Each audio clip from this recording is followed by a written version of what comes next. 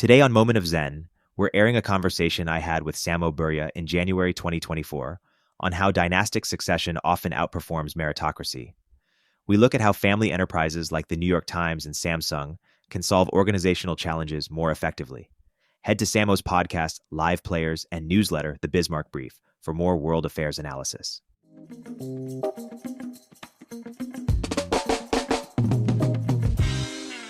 Samo, I want to go deep on a topic we touched on in the last episode, which is dynasties and succession.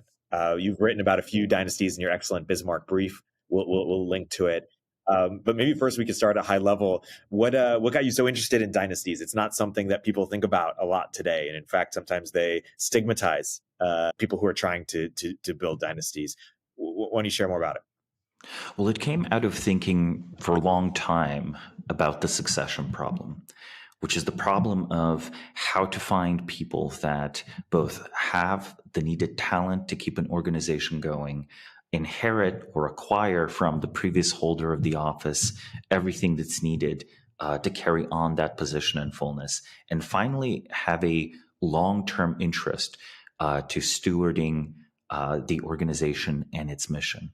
It turns out this is a pretty difficult problem, and that many people from many organizations have done their best to solve it. Yet over time, all sorts of systems, even systems that seem rationally fully justified, systems that seem profoundly, almost tautologically positive, end up decaying and failing to fulfill these missions. For example, if you propose that there should be a national merit-based testing, regardless of origin, right, to put people into an elite educational institution, and then that the government and major organizations should recruit from that elite institution. Like on paper, rationally, this kind of sounds good, right? There's obviously variation in human talent. There's obviously should be some impartial metric. Obviously, whoever is selected still needs to be educated and enculturated. Yet when we look at, say, the Ivy League university system as it exists today, it leaves much to be desired. So systems often, when they're set up, especially if they're meritocratic, right, merit-based, and they often have a natural bureaucratic decay function built into them. So that's the first sort of problem with that. And the second problem is, it's called, Goodhart's law. When, a measure becomes a target, it ceases to be a good measure. So at first, something, might correlate very well, such as, performance on impartial exams with being qualified for a position. But over time, as people begin to do things like, test prep studying or whatever, it might come to be very much an inefficient system. And we actually have seen this play out on the big historical picture several times in imperial China, where every time a new dynasty came in, the first thing they did was throw out the old imperial exam system and then very quickly institute a completely new one. And when the completely new one, with the new curriculum, was set up, it worked marvelously and got talented people from all classes of imperial Chinese society into positions of administrative responsibility or decision-making power.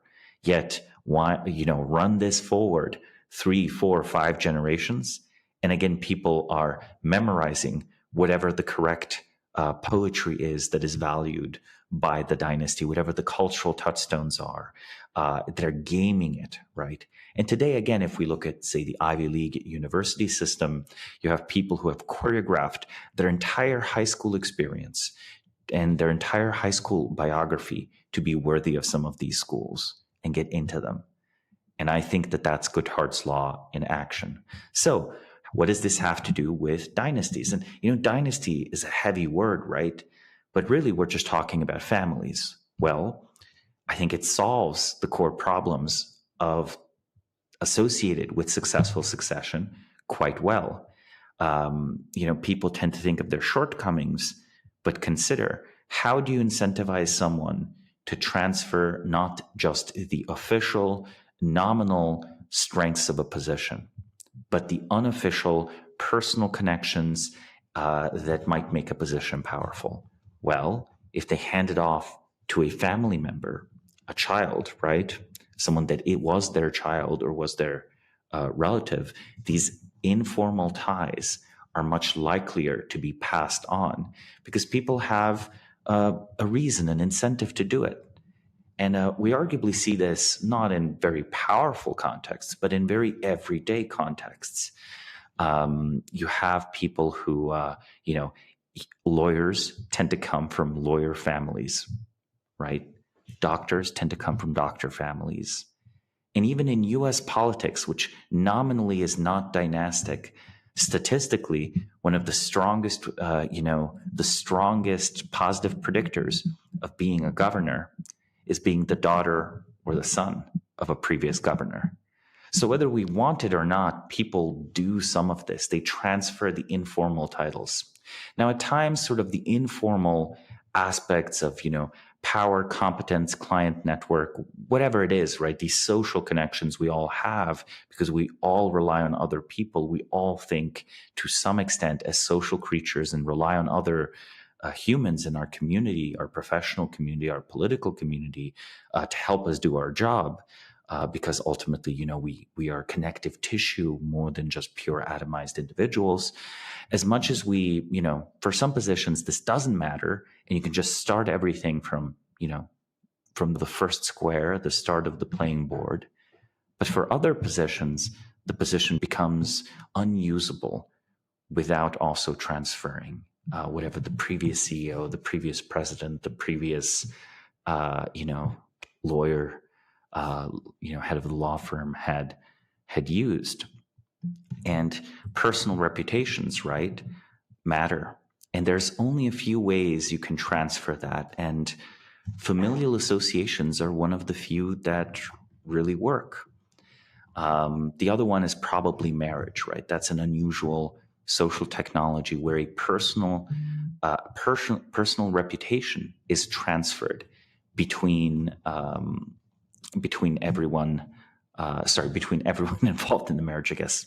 Both people involved in the marriage for now, though I'm sure California is working hard to expand that definition further. But it's this immensely deep personal choice, right? And, the funny part is anyone who is a parent and has several kids, you realize that while you do shape your kids to some extent, in reality, they are their own people. And they're kind of going to be who they're going to be. You're just trying to help this person and love them. But for some reason, everyone always judges the success of parents by how their children turn out. So there is a transfer there that goes one way that everyone endorses. And sometimes it also goes the other way. We treat the children of prominent people differently. Whether we want to or not, it's completely involuntary. Maybe it's baked into our, evolutionary psychology, right? Our background, we're in the ancestral environment, the status correlated very strongly. Maybe it's a cognitive bias, right? Maybe at the end of the day, most people believe in hereditary explanations for personality variation, for, DNA, much more than they admit. Still, we can measure how people respond, right? And there's something of a halo effect that comes from all sorts of features like being tall, being beautiful, or having prominent relatives, right? Where people rate these individuals more highly. And again, at the end of the day, for some jobs, the halo is part of the job description, right? An actor has to be charismatic. And, maybe a politician has to be charismatic too. Right? So, okay, I talked a little bit about social capital and its transfer and why sometimes we shouldn't start afresh, but should just give people some social capital to play around with from the very start. The other reason is I don't think we tend to think about societies very different than our own. And our society has narrated itself as very rational. Again, I talked a lot about the Ivy League university system. Why? Because 70 years ago, the idea that this academic system could be actually somewhat inefficient, that it actually is going to fail at its core mission, Like that would have been unthinkable. Now it's sort of, I think, inching into the mainstream, right? Criticism of the universities has entered the mainstream very slowly over the last 10 years. But all sorts of other institutions have this premise as well, right?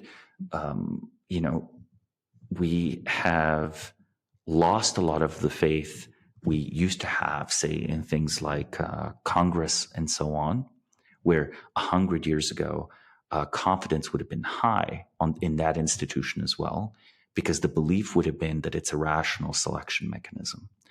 And we can go into all sorts of other rational selection mechanisms, such as, we believe promotions should be merit-based, and our company is actually promoting the most competent people, and so on and so on. We like this rational grounding of the distribution of goods, of power, of position. We want the best person for the best job. Anything that sounds like it'll give the best person, put the best person for the job in that position we like. It takes a while for us to notice if this story doesn't work. And because of this, because we like these stories so much, we both aspire to be a merit-driven society and have exaggerated how meritorious a society we are. And we have actually erased some cases where much older social structures actually solve these problems surprisingly well. They're modern industrial empires, right? Companies that are worth tens of billions of dollars that are run on basically dynastic principles. On principles you could explain to a, Egyptian pharaoh or to a medieval king, including full-on, succession struggles, though perhaps a little bit less violent. Hey, we'll continue our interview in a moment after a word from our sponsors. What does the future hold for business? Ask 9 experts and you'll get 10 answers. It's a bull market. It's a bear market. Rates will rise or fall. Can someone invent a crystal ball? Until then, over 41,000 businesses have future-proofed their business with NetSuite by Oracle, the #1 cloud ERP, bringing accounting, financial management, inventory, HR into one fluid platform.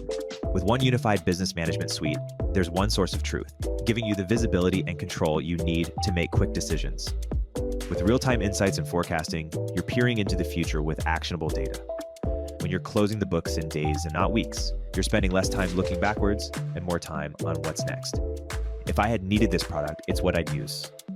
Whether your company is earning millions or even hundreds of millions, NetSuite helps you respond to immediate challenges and seize your biggest opportunities. Speaking of opportunity, download the CFO's Guide to AI and Machine Learning at netsuite.com/Zen. The guide is free to you at netsuite.com/Zen. netsuite.com/Zen.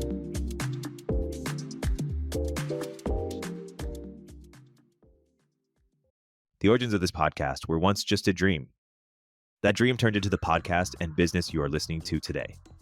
Taking your business to the next level is a dream lots of us share, but too often it remains just a dream. We hold ourselves back thinking, what if I don't have the skills? What if I can't do it alone? Turn those what ifs into why nots and help your business soar with Shopify. Shopify is the commerce platform behind millions of businesses around the world and 10% of all e-commerce in the US, from household names like Mattel and Gymshark to brands just getting started.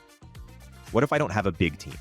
Shopify helps you handle anything, from website design to managing inventory to customer service to global shipping and more, all in one place. Marketing budget next to nil? Shopify's built-in marketing and email tools help you find new customers and keep them. What if I'm looking to grow my business in person? Shopify's award-winning point of sale connects your online and offline sales in the same place. Keen to start selling globally? Shopify helps you sell in over 150 countries, tackling everything from translations to global shipping. What if I need to boost sales? With 99.99% uptime and the best converting checkout on the planet, you'll never miss a sale again, only with Shopify. Turn those what ifs into why nots and keep giving those big dreams the best shot with Shopify. Sign up for your $1 per month trial and start selling today at shopify.com/momentofzen. Go to shopify.com/momentofzen. Shopify.com/momentofzen.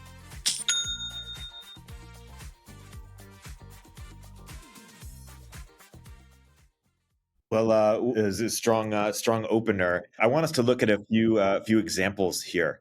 First is the New York Times is often critiqued as being a fifth generation or whatever it is. The Sulzberger's sort of dynasty. I'm curious if we could speculate what would the organization be if it weren't a dynasty, and if it had changed hands, right? Could we imagine Zuckerberg giving Facebook or Meta to his kids when in the future? Talk a little bit about the New York Times and what we can learn about dynasties in that light. The New York Times has now come to be critiqued as a family-owned business. It seems almost obscene or negative that the most important publication in the country would be run essentially partially for the benefit of a family. However, the same family feels that they have a significant legacy stake and that actually they are protecting the Times from a much greater convergence, right? Their view would be that we're actually keeping the Times independent because otherwise it would be optimized for short-term profit by external managers.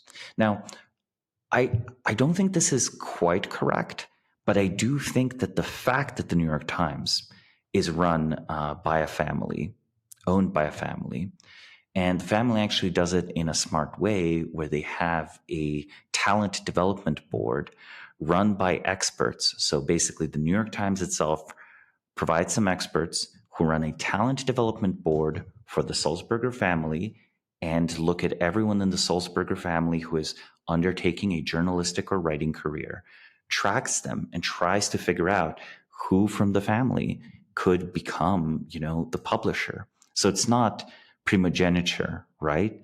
It's actually something smarter. You're taking an external body from the family, still subordinated to the family, and you're letting them pick favorites and play favorites. That solves a whole bunch of, family drama that could have emerged otherwise.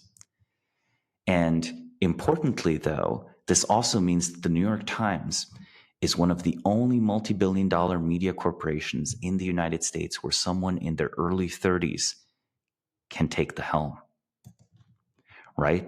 We have to think about how gerontocratic a society we've become in the pursuit of basically, meritocracy in name. We have produced an infinite line of people. As society ages to be older and older and older, it means that the people who are senior this or that remain the senior this or that. And the people who are junior this or that remain junior this or that for 10, 20, 30, 40 years. And after them immediately is someone that has been the junior, whatever position for another 10 or 20 years. There's a long line of people who are aspirants to positions, and they often get there very old, and they're often there for a very short period of time, which results in poor governance. Meanwhile, yes, in families, maybe the older members continue to be very powerful. And if you don't do seniority-based succession, if you do this kind of development talent board, you can hand over the keys to someone that's decently young. Now, I'm going to go through a few examples, right? Like, basically David Perpich was the executive in charge of paid products, a board member, and he was the publisher of acquired media properties for the New York Times. The age of his first New York Times position was 33. Dan Cohen, circulation manager, advertising executive, and eventually board member, was 31. Michael Golden, magazine division executive, publisher of the international edition, and then eventually vice chairman, was 35. These ages would have been normal in the sort of corporate environment of America of the 70s. But everything that's happened since, right, they've sort of kept the same age, this sort of early 30s age for very high positions, even as the rest of the country has, in the pursuit of meritocracy, pushed these things up to the 40s and 50s. So the immediate result for the New York Times is this. all other major publications in the United States went the same crisis that the New York Times was in 5, 6, 7 years ago. The crisis was basically a massive drop in advertising revenue and a difficulty of adapting to the digital environment, right? That was like a big thing from about 2001 to 2015, I would say. The New York Times is currently a profitable company. And a lot of this was A.G. Sulzberg, who was fairly young and digitally literate, working with excellent people who are also digitally literate, basically publishing together an internal memo that leaked actually out of the Times, arguing that the old-timer reporters were sort of wrong and that actually they should do digital first marketing. And today, the New York Times has an impressive share, right? Like if we look at some of these market numbers, they're pretty interesting. They have 9.3 million individual paying subscribers. Its closest competitors, the Wall Street Journal and the Washington Post, have fewer than 3 million paid subscribers. The New York Times is, as of 2021, it had a market capitalization of $5.6 billion. And again, they're turning a profit. They've been turning a profit for the last while. So the failing New York Times of 2016, as Donald Trump called it, it's no longer failing. And the reason it's not is because a young person came in that actually understood the situation. They actually understood that what they have is a brand name, and what they have are a number of people who will subscribe to their digital services, etc. Right? So that kind of pivot, I don't think could have happened with a 60-year-old executive. That's really interesting. There's this greater tension that you sort of alluded to earlier in the idea of meritocracy, which is this idea of, hey, if I've done so great in my life, why shouldn't I be able to give my kids the advantages that I've worked hard for? But at the same time, we also expect there to be the clean slate in this idea of equality of opportunity. And so the idea of legacies is an anathema to many people, because it seems to cut across. And also the idea of sort of picking within the family also seems to be an anathema, in the sense that excludes so many people. And maybe it's no coincidence that one of the most popular shows of the last few years, Succession, is sort of a parody of a dynasty, or makes the dynasty look really incompetent, as opposed to a very competent dynasty, which is perhaps what we see with the Sulzbergers. I feel like, The Office already parodied the non-dynastic dysfunctional organization. So we should remember that every time we complain about bureaucracy, we are complaining about, again, notionally super rational systems that anyone could go into. And then you just spend time there. It's like prison or something. It's like the more time you've done there, eventually you get your turn, right? And I think all of these other systems that aren't based on an individual decision of who gets to fill a role, anything that's committee-based or standardized rubric-based, they will fall into this parody version of themselves. They will become The Office. They will become like a prison sentence. You will be there in the office for 20 or 30 years, and you'll just wait for your moment of seniority, because that's what beats office politics. Not all alternatives to this are dynastic, but dynasties tend to have much less of this problem, right? Other variants exist as well. I think Botswana is a very interesting example, right? People don't think of African countries as well governed, but actually there are a few that are very interesting examples of good governance. Here it is, this landlocked country with revenue mostly dependent on diamond exports, that, however, has had good economic growth and has more political stability than Greece, and actually has all sorts of other positive indicators. It navigated the Cold War while being right next to basket cases such as Zimbabwe and like hostile, powerful countries like South Africa. Apartheid South Africa Botswana had a notable disagreement with it. And politically, there was always a tension there. And not to mention, the very common problem of communist insurgencies, which were again the case during the Cold War. Now, Botswana is a republic, but we can push this political idea of dynasties into the modern world and, resurrect it from, the dustbin of history by observing that every single president of Botswana has been the vice president of the previous one since independence. It's a very small country, a few 100,000 people. The talent pool is not that big. And the political alchemy of this is beautiful. I would analogize it to the 5 good emperors in the Roman Empire, where succession for the imperial title didn't go by direct familial inheritance, nor did it go through civil wars, nor did it go through the Senate, but an emperor made a political rival or ally, the second most politically powerful person in the empire, their son. They adopted them, right? The practice of adult adoption was allowed by Roman law. Actually, the Romans were unusual. You could adopt someone to continue your family legacy, someone unrelated by blood. And a lot of ancient societies didn't allow this. The Romans did because they valued family so much and because they didn't want a chance fact of biology like, sterility or something to get in the way of a family legacy continuing. But the political alchemy of that was that during the 5 good emperors period, you could make your greatest political enemy your greatest political ally.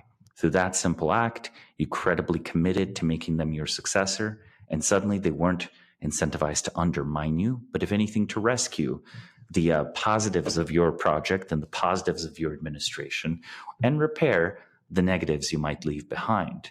So not tearing the house down, building it up. And in Botswana, that's exactly what's happening. And we can contrast that with a lot of other post-colonial states in Africa.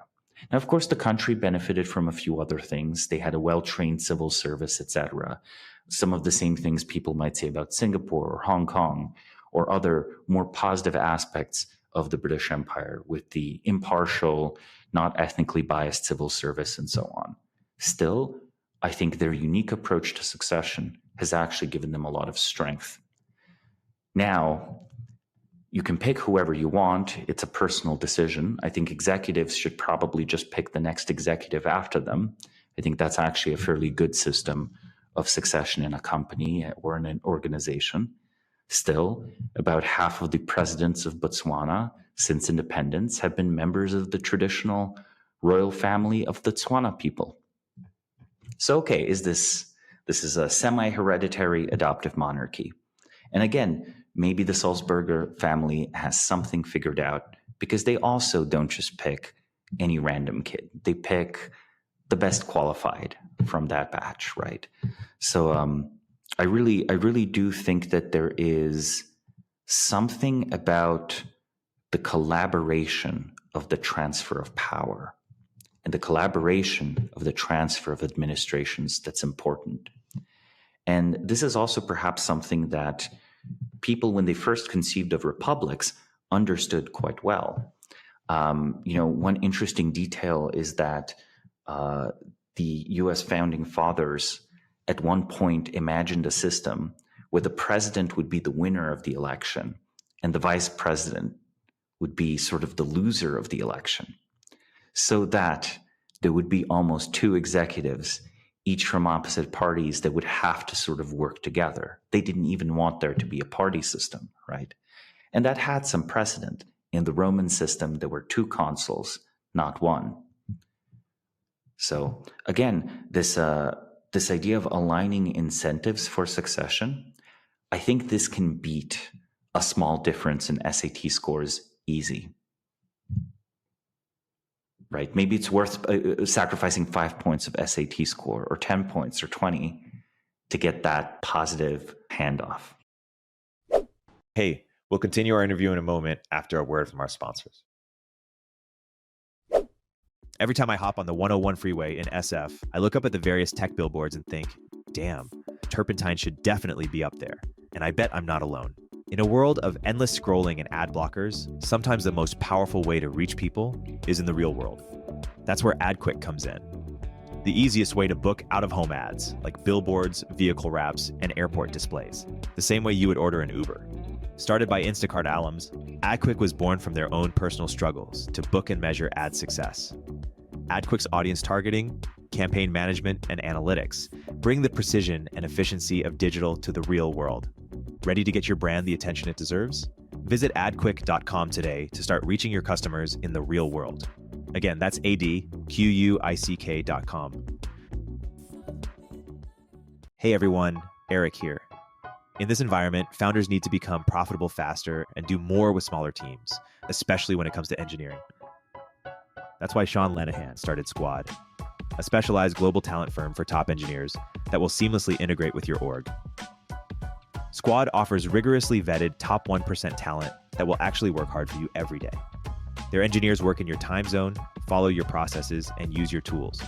Squad has front-end engineers excelling in TypeScript and React and Next.js ready to onboard to your team today. For back-end, Squad engineers are experts at Node.js, Python, Java, and a range of other languages and frameworks. While it may cost more than the freelancer on Upwork billing you for 40 hours, but working only 2, Squad offers premium quality at a fraction of the typical cost, without the headache of assessing for skills and culture fit. Squad takes care of sourcing, legal compliance, and local HR for global talent. Increase your velocity without amping up burn. Visit choosesquad.com and mention Turpentine to skip the waitlist. I want to look at two other families and see what lessons we can learn from them. So one is the Lee family of Samsung, and the other is the Wallenberg family of Sweden.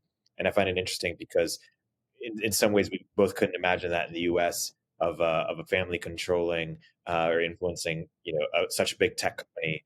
Like we wouldn't expect that, Steve Jobs, to pass it to his kids in the same way, a company like Apple, or we also wouldn't expect such a, family to have such, undue influence over the country as the Wallenbergs have over Sweden, perhaps.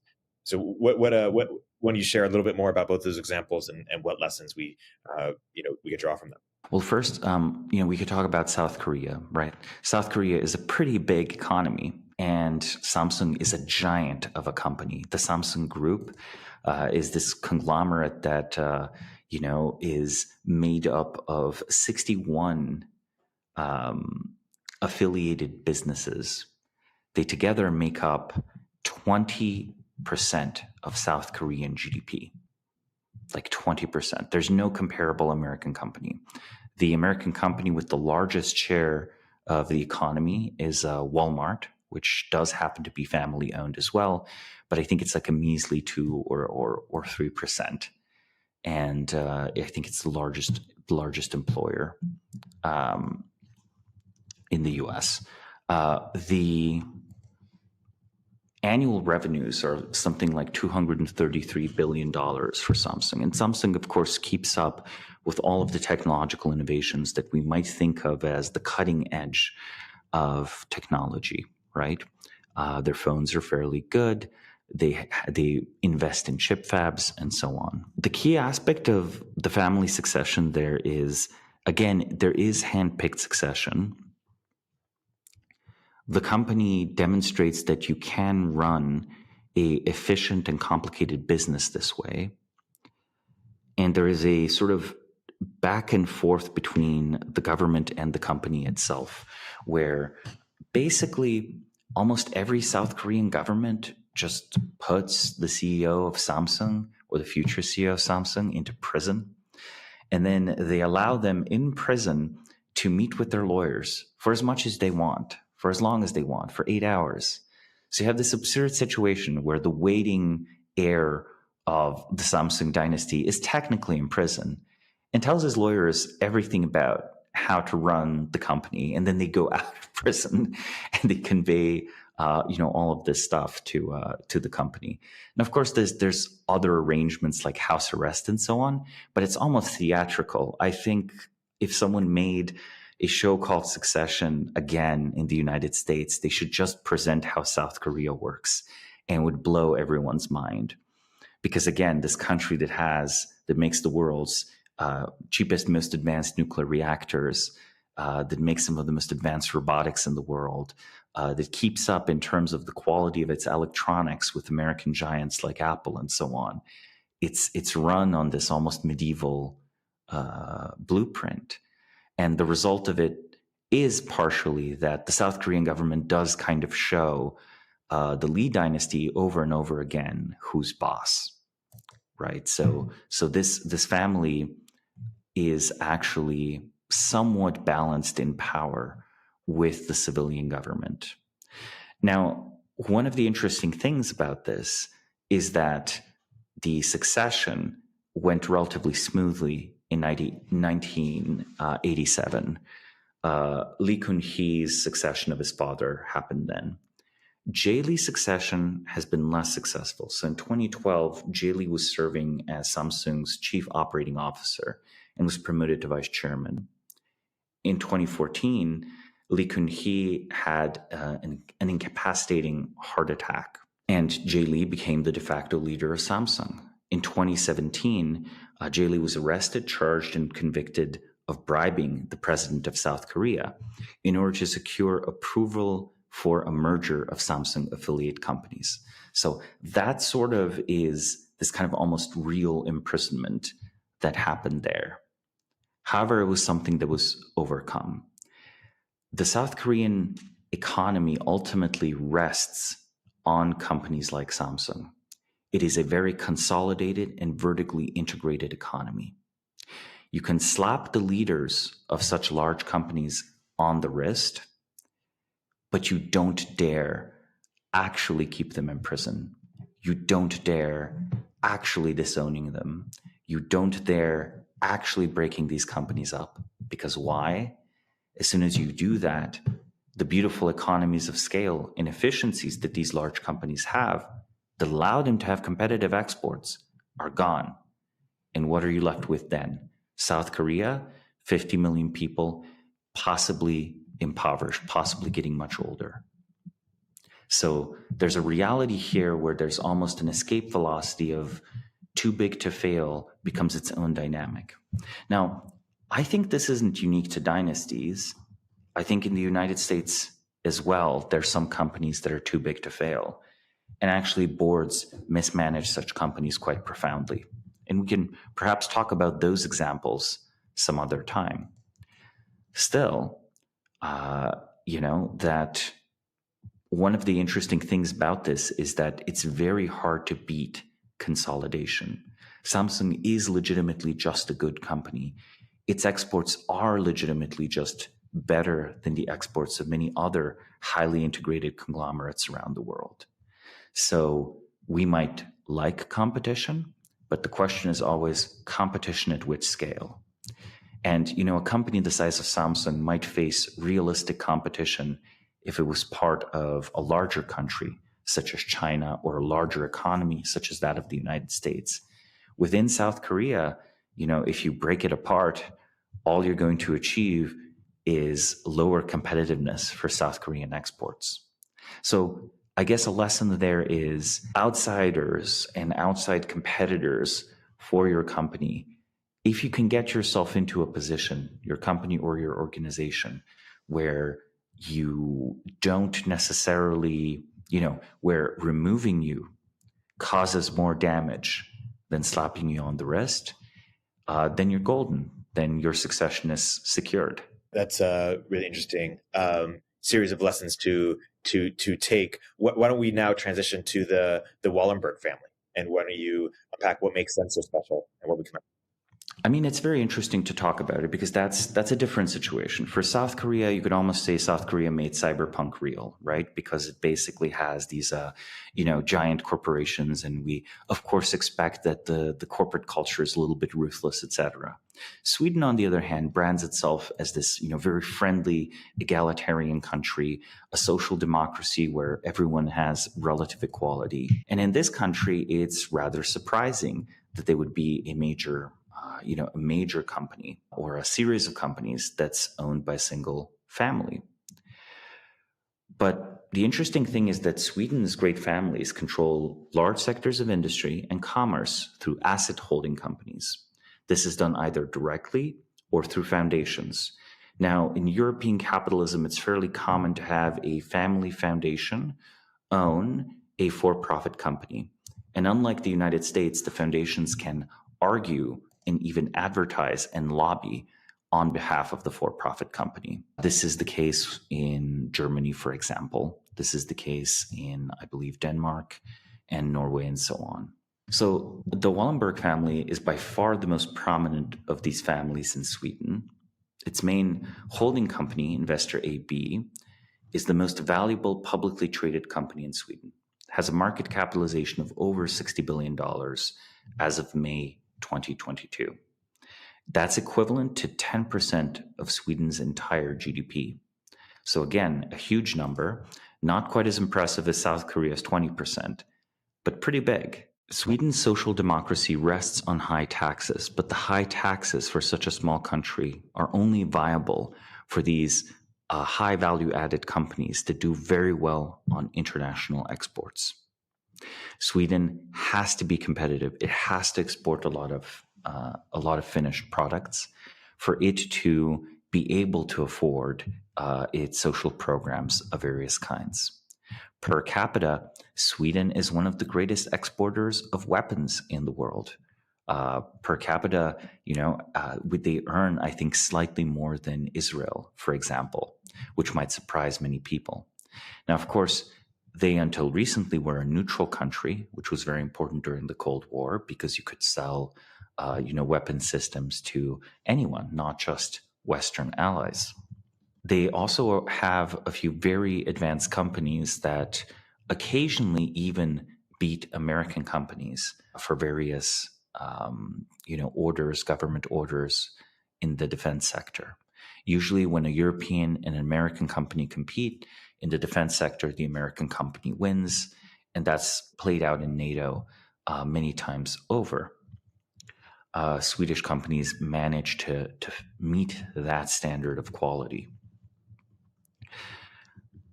The government understands that, say, breaking up these companies, for example, let's look at this.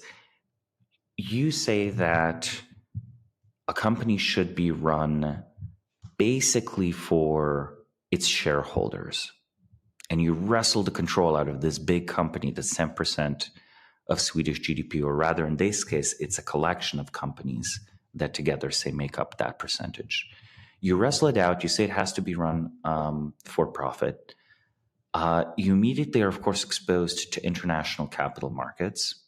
These markets will not optimize for producing as much as possible in Sweden in particular. They will rather optimize for the most economically rational returns, which might mean economic moves that basically reduce the tax base of Sweden, or at least, don't pursue its advantage as an export power.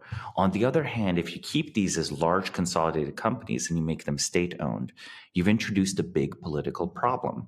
You've introduced the political problem that every single party, when it wins an election, will try to put its cronies in charge of the state-owned corporations.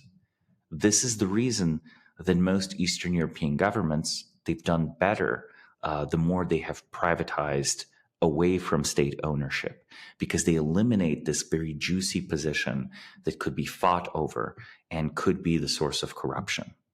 So in Sweden, then you can have, again, a real ruling political party that is not run on dynastic principles, and a major chunk of the economy run, again, basically on dynastic principles. And because it's run on dynastic principles, and because no one seriously thinks about expropriating them, both because it would hurt competitiveness and because it would introduce an instant political fight of, well, if it's not the Wallenberg family that's in charge, then which of us should be in charge? And then that fight opens its own can of worms, right? Now, I talked about Sweden having a ruling party, right? It is a democracy, but much like in Japan, it is an unusual democracy, where in the 90 years between 1932 and 2022, Sweden has had a social democratic prime minister for 73 years. So 73 out of 90 years. So whenever we talk about an establishment here in the United States or in some other countries, or by a dual party consensus, Japan and Sweden have almost a uniparty, a single party consensus. Now, these are parties that still receive democratic pressures of various kinds. You can see in various polls that say issues such as immigration have driven a rise in Swedish more nationalist parties over time. This forces the main party to adjust its position. So there is still something of a difference between a dominant party that almost always wins elections and a party that just is in charge because that's the law, right? So there is still a difference here between that and the Chinese system. However, again, the pursuit of basically a well-run, competent organization often involves locking down destructive fighting over that organization more than it does finding the absolute best person. We like competition, and there's certainly creative destruction, but not all competition and not all destruction is creative. It can just be negative. And especially for these companies, again, once they pass a certain threshold where they're too big to fail and so important for the national economy, you know what? Maybe actually having a somewhat independent economic dynasty control part of it is a politically way better solution than having it be this, big bone that all the political dogs fight over and possibly tear apart in the process. And so maybe in closing, do you think we in the U.S. should be more dynastic or have more reverence for dynasties and practice them a bit more in terms of how we run our companies or even part of our country? Of course, we had the Bushes and the Clintons. Or any closing thoughts on that? And the Kennedys. Yes, of course.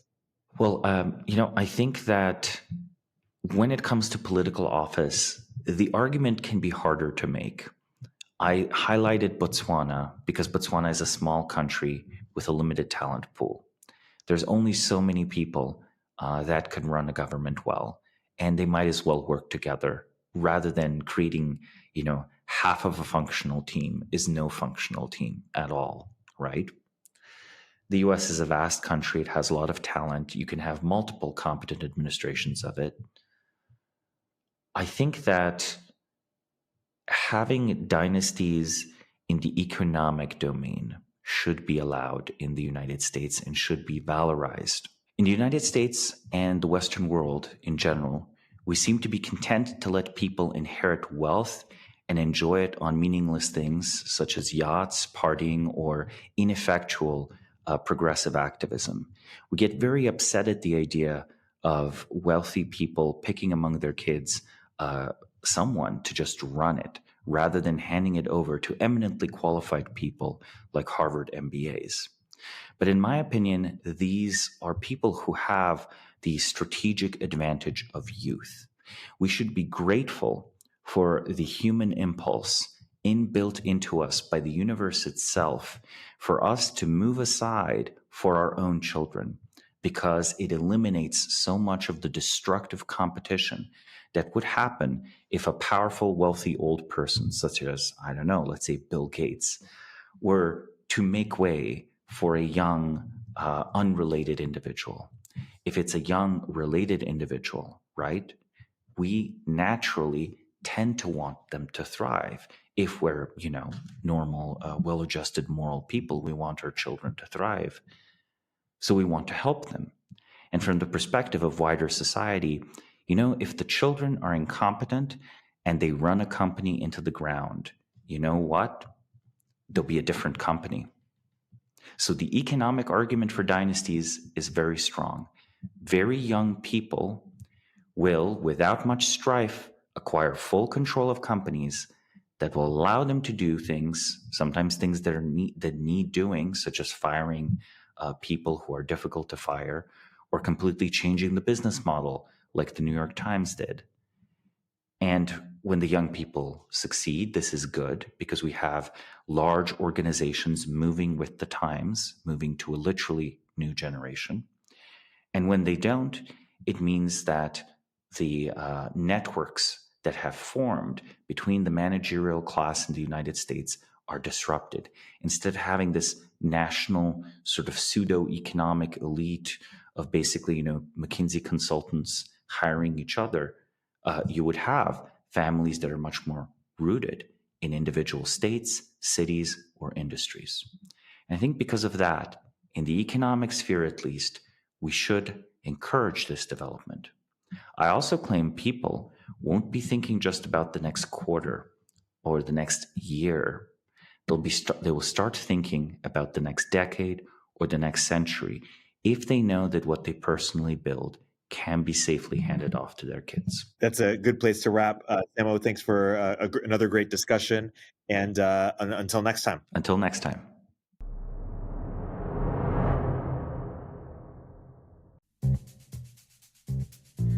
Hey everyone, Erik here. At Turpentine, we're building the first media outlet for tech people by tech people. We're the network behind the show you're listening to right now. We have a slate of hit shows across a range of topics and industries, from our AI and investing cluster of podcasts to shows that drive the conversation in tech with the most interesting thinkers, founders, investors, and influencers, like Econ 102 with Noah Smith. We're launching new shows every week, and we're looking for industry-leading sponsors.